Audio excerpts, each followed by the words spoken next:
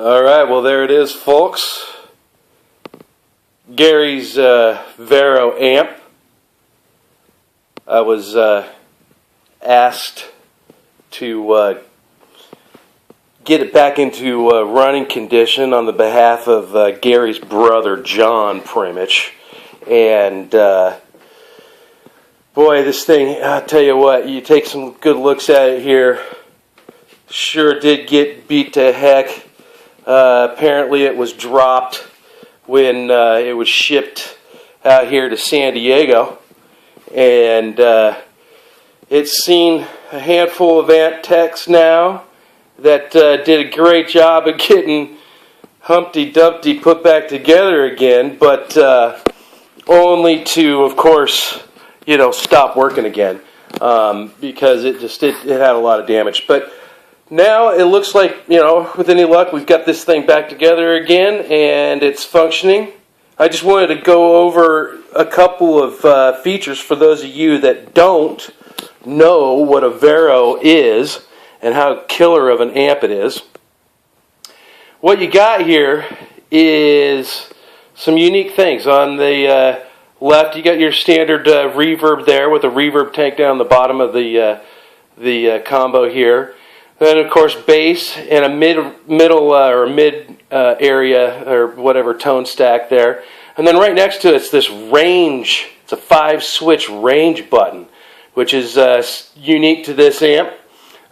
Takes you through several different tone stacks that directly affect, I believe, that mid knob there that I was just referring to.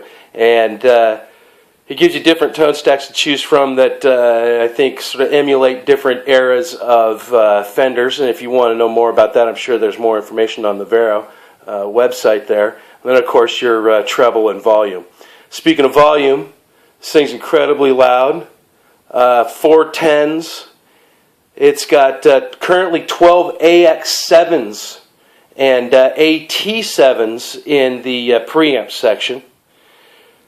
When I started playing around with this a little bit, I discovered that it was pretty rangy for harmonica, and I thought, well, geez, I just thought that was sort of surprising that Gary would use it in such a rangy fashion. So I gave the inventor or the creator of this amp a phone call, and he was kind enough to let me know that, of course, Gary tube swapped and had a 12 AY7 in the power or preamp section there, and of course that toned it down and made it much more friendly.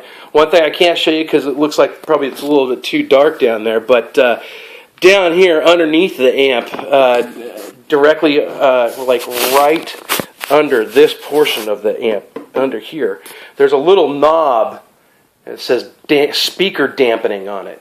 And, it does just that. It dampens the speaker.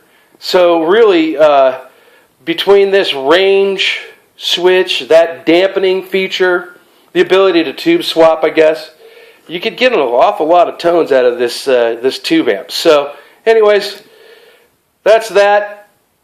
Gary's Vero amp originally included 4 10-inch speakers. They're the blue Italian Jensens. That's how it was sent out, with that and a 12 AX7 or 12 AY7, I should say, instead of a 12 AX7 to make it more harmonica friendly. Anyways, guys, there it is. Now everyone knows.